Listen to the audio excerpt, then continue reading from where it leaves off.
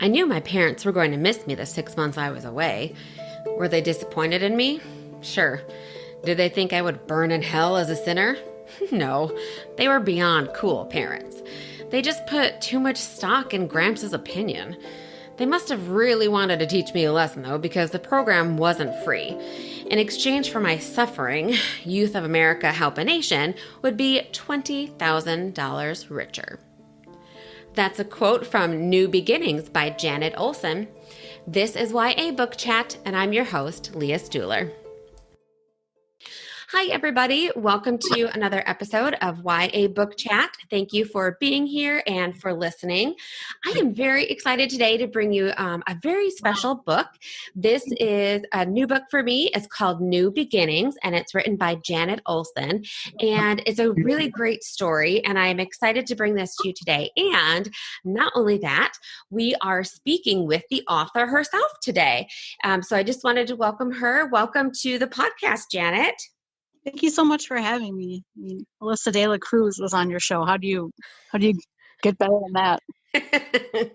Well, thank you. I was very, very fortunate to be able to have her on my show. But I love having authors of all caliber on my show. So I'm very excited to have you here as well. Why don't you tell everybody a little bit about yourself? Well, my name is Janet, and I live in St. Paul, Minnesota. And I have a 9-year-old son. And I work for a financial group right now, and then just sort of write on my available time, I guess. Not too interesting. No, that's great. My oldest son is 9, and he is about to be turning 10 soon. Has your son, when he turned 9, did he kind of hit this like horrid phase of like crazy emotionalness and such? Yeah, it's bad. He'll say, if it's his idea, it's fine. But if you agree with him, I'm like, oh yeah, you know what, that works. Yeah, we can do that. No, I don't want to. And he'll totally just change his mind. I don't understand it. Yeah, 9 years old is not a phase I was expecting, but it's definitely something. So it's an adventure. Speaking of adventures, this book has quite an adventure in it for the main character. She goes through a lot. So I'm just going to give everybody a brief plot overview. And for all of everybody listening, just so you know, this episode is going to be like 95% spoiler free. And I promise to tell you when the spoilers will happen. Okay. All right. So let's talk a little bit about the plot here. So we have a young girl whose name is Ida, and her best friend has passed away. And Ida is only 17 years old, and the death of her friend kind of sends her into a tailspin. And on top of that, she has just discovered that she is pregnant. And being 17, she's not really happy about that. And so, her parents kind of feel like she needs to work on herself. And so as a result, they send her to Africa to learn more about herself and kind of discover who she is. But while Ida is there and she kind of hates the fact that she has to go, what she discovers is that it's going to be a life-changing experience that she never forgets. This is, you guys, this is really a truly amazing story. I really enjoyed it. So Janet, I got to tell you, when I first started reading this and I read, just that idea of how she gets sent away, the first thing that I thought of was how like there was an episode on Downton Abbey, this happened, but then also it happens, just something I've heard about happening like in olden days when, a woman got pregnant out of wedlock and her family didn't want to be disgraced. So they would like send her overseas for her to have the baby. And then maybe she'd give the baby up for adoption. And then she'd come back and everything would be fine and nobody would know, it's kind of like this whole, so where did you get the idea for your book? Did it kind of come from knowledge of that or just kind of from somewhere else? Well, it was a dream, and it was probably, I don't know how long dreams last, but I would like to say it was probably like 10, 15 seconds. I know it was a young pregnant girl she was sweeping a hut, and I just somehow knew it was in Africa. And then she like came across a rat or something when she was sweeping, and she squealed. And then this guy comes up to her to help her out, and I just knew his name was Lev, and that was literally it. And then it just stuck with me because I usually don't remember my dreams at all. So then I felt like there's something more was there. So I just started brainstorming and came up with, why is this American girl there? She's pregnant, like, and she doesn't belong there. What is she doing there? And then so this idea was born that she came from through a volunteer program. I like that because, I've interviewed a few different authors and, they all kind of get their inspiration from different places, but I don't think I've ever had anybody tell me that they had a dream and that inspired their book. And so I think it's really cool that you did that. I like that. Can you tell me a little bit about what your writing process was like for you? Sure. At first it was just getting ideas out, like just brainstorming ideas and then just kind of sifting through them later to try to make a cohesive story out of it. What, one thing that intrigued me about when I was reading your book was that you gave each of the chapters a title instead of just numbering them. What made you decide to do that? And actually, was that difficult? Because I feel like for me, I would probably cop out and not do that at all. Like I would probably just be like, chapter 1. What made you decide to give them each a title?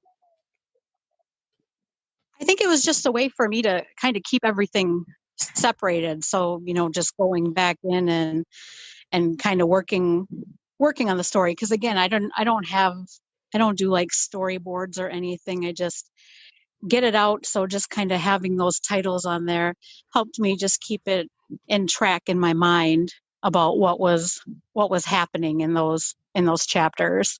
Why I decided to keep them in, I guess I don't know. I mean, after it was done, I probably could have changed it back around to just 1 and 2, but I don't know why I didn't, I guess. I like it though. I thought it was a really fun addition to the story. It kind of gives it just something a little bit extra. Yeah. What do you feel like was the most difficult part of writing the book? Oh, definitely definitely anything that had to do with the scenes in Africa, which is a lot because I've never been there. I've never been out of the U.S. So it was a lot of Googling, and I relied a lot on my editor because she's a big world traveler. So she helped me to open up about certain things. But yeah, some of the reason I kind of set it in the future too is because since I didn't have a lot of knowledge of the area, and even though it's fiction, I didn't want anybody to read it and be like, oh my God, that's so far off the mark. And be like, well, hey, it's 2037. So how do you know? Right. But I felt like though, it to me, it definitely felt like Africa, like when I was reading it, I definitely got that feel and I could picture in my mind, like the truck and the back roads and the animals and the huts and everything. So it really has a great feel. I'm very impressed that you did that without really ever having been there. I don't know that I could do that very well. Yeah, that was definitely the most challenging, is to try to make, because it's all about, reading is all about transporting. And so I'm glad that came across, because that's what a book is supposed to be about. Yeah, exactly. What was your favorite part about writing the book? Probably Ida and Hingen's relationship. Because when I first wrote it, that's all they were, was friends. Like it was a friendship. So then just that relationship building and their friendship, how that is the focus for me anyway.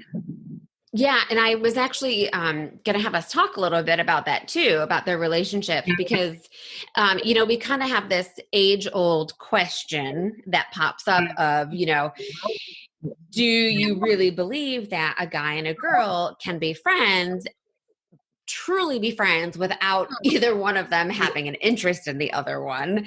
And that's definitely a really big theme in the book. Is this something that you've ever experienced? Like, have you ever had an actual, like, real guy-girl relationship where there was nothing else? Yes, I have. Well, I have two friends, two guy friends. That's all it is just friendship, and that's what this was supposed to be. But then Ingen had other ideas, so kind of got in my head. But I know what you're saying though, and I really wanted it to be that way to kind of prove that point that it is possible, but didn't work out that way. Ingen just had other ideas. He wanted to have a different story told. I think he just kind of took over there. He did. And he is the reason there's a part two, because he would not stand for my ending that I had. Yes, I did notice that. I thought, oh boy, he's not letting this happen here.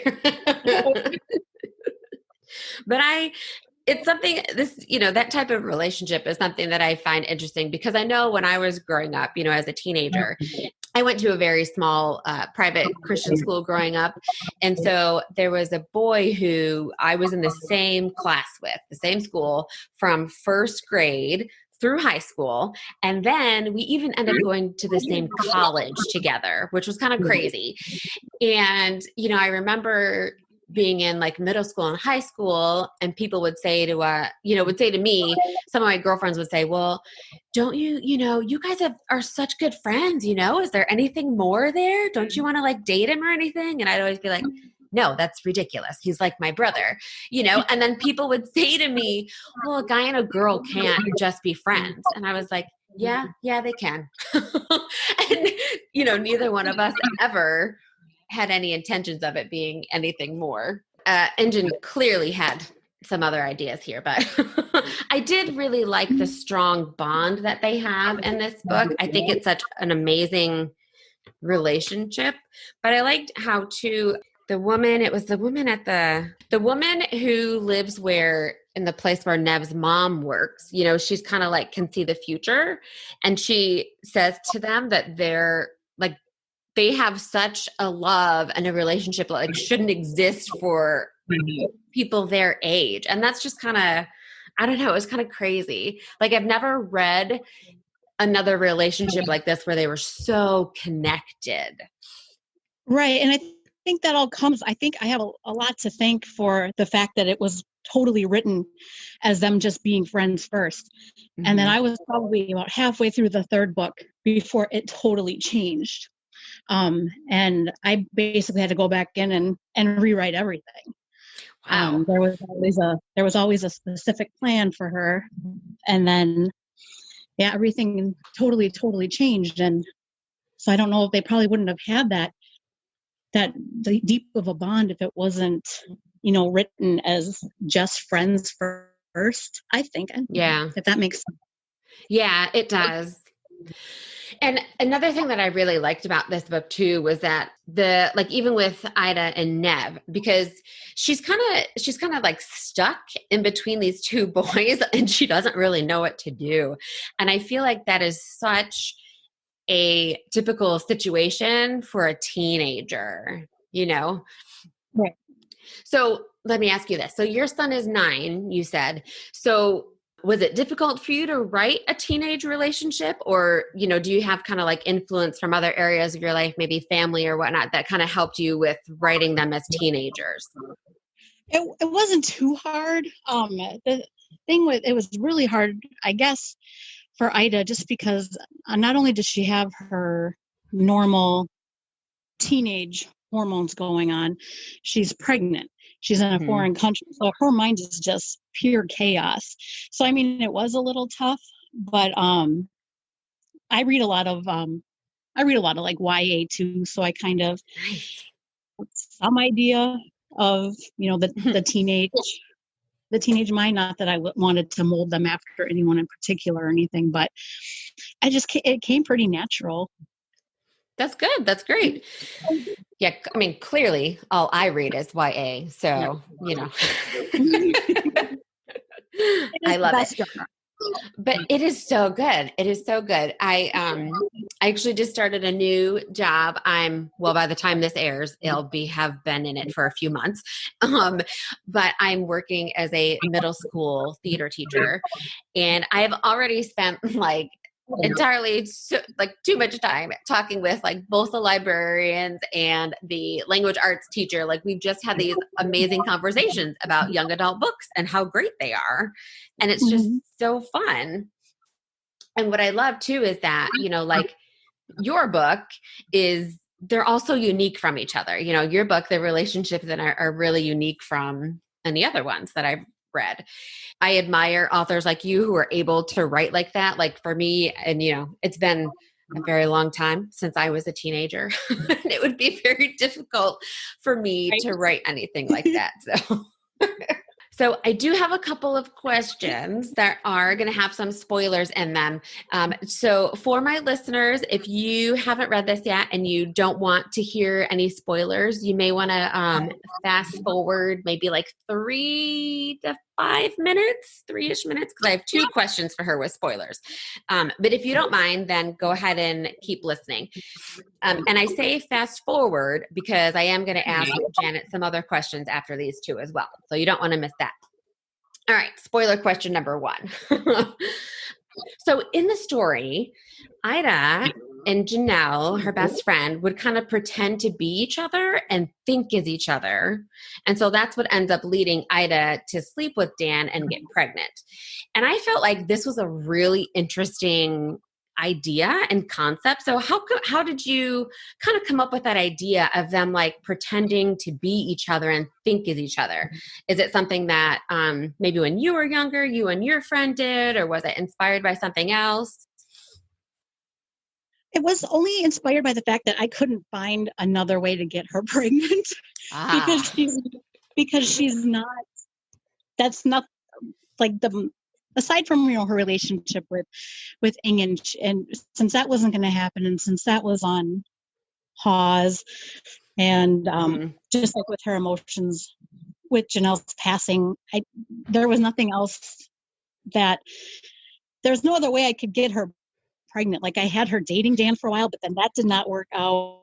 So I was like, well, how can I do this? Because that's the part of the story, the dream or whatever, is she's pregnant. That's the point of her going. Right. That's just how it just was kind of came from that. Like Janelle had a crush on Dan, so it just kind of worked itself out into that. How they just kind of wanted to be each other, and then it also worked out, with Ida having siblings, Janelle being an only child, just kind of had what the other wanted. Dan liked Ida, Janelle wanted Dan, so there were all these reasons for them to kind of want to be the only child. That sounds fabulous. So it just kind of came from that, like each having attributes that the other wanted, I guess. And that makes sense because, a lot of times, just thinking back to when I was a teenager, there were always like girls who I was jealous of, who had things that I didn't, or who got to date, the cute guy, or like, you have this like girl code that if your best friend likes this, if you both like him, but she said something first, then you kind of back off and let her do it. So, it is sweet. It's nice. And I like how it shows the closeness of their relationship, because I feel like that really helped kind of show another reason why, Janelle's death affected her so much too. Okay. So I have one more spoiler question. So we have spoiler question number 2. And this is just me playing devil's advocate here. Okay. What would you say to someone who might say that they didn't necessarily like Ida or like what she was doing because it's almost like she was kind of toying with both Nev and Engen, because she was almost kind of leading them on at the same time? Because Engen, like, he's always touching her and telling her how he feels, but she doesn't turn him away, even though she's like with Nev and sharing her feelings with him. So just kind of playing devil's advocate, how would you react, to somebody who said that, oh, Ida's, she's just a tease? Right. That's really not how it was supposed to be. And I get why people think that. But just knowing she's known him since she was 4, And like, Mm-hmm. they've been through so much, and they've, almost had a sexual relationship. They've, were together a lot. Romantically, they never had sex, but they were still very physical with each other. Mm-hmm. And so, she's just so comfortable with him, and I don't know. I mean, I would say, I'm sorry. I want her to be liked. It wasn't her intention to be toying with them, especially, Ingen, because she did close herself off to him after, Mm-hmm. the incident that happened. She's like, well, she couldn't forgive him. So, but Right. they still have that connection with knowing each other forever, and their like rich, like sort of physical history with each other, that just for some reason didn't make sense for her to chastise him for touching her. Mm-hmm. Yes, and I can totally understand. I was just, kind of playing the opposite side with this question, but I can completely understand it from Ida's perspective. Same, because when I was in college, I had a guy who, as soon as he and I met, like we hit it off right away and became very close friends. And but we did, we became very close, and so sometimes we would hold hands or whatever, and be physically together. We never slept together. We never had sex, but we did have a little bit of a, physical connection too, because we were such good friends and we're so close. So I can kind of see where Ida is coming from on her side here with Engen, and relate to her in a little bit in that. So I'm on your side about this, but always got to kind of play the other side too.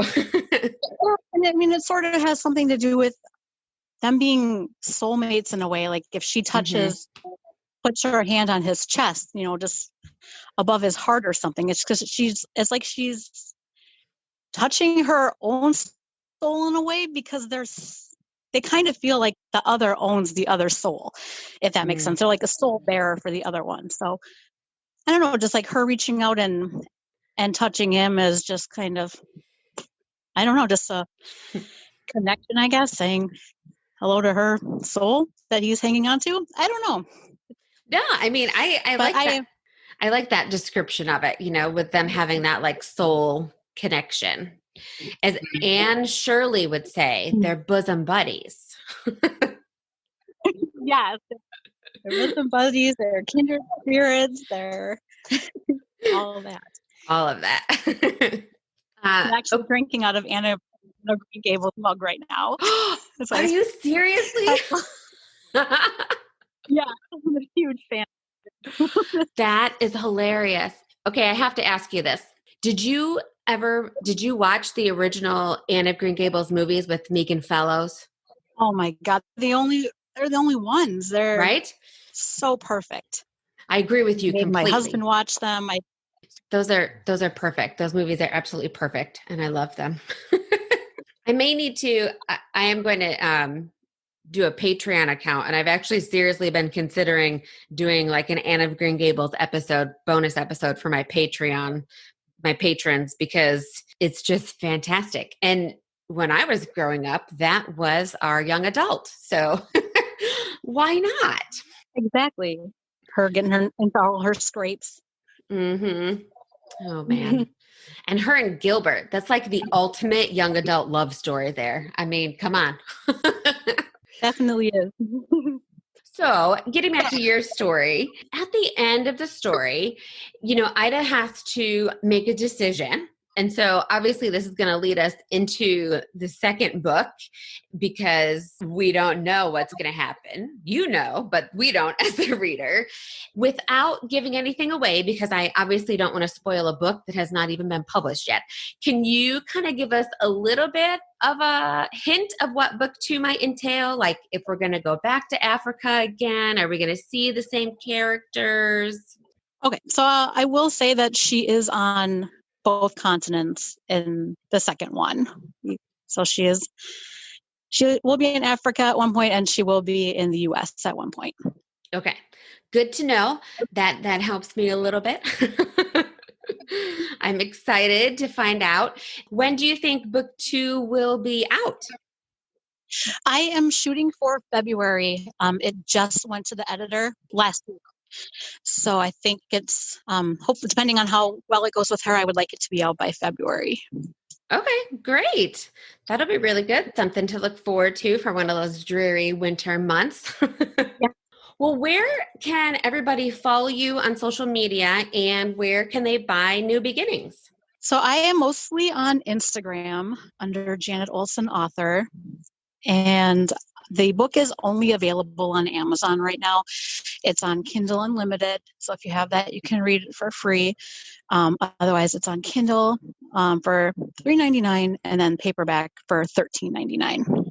Okay.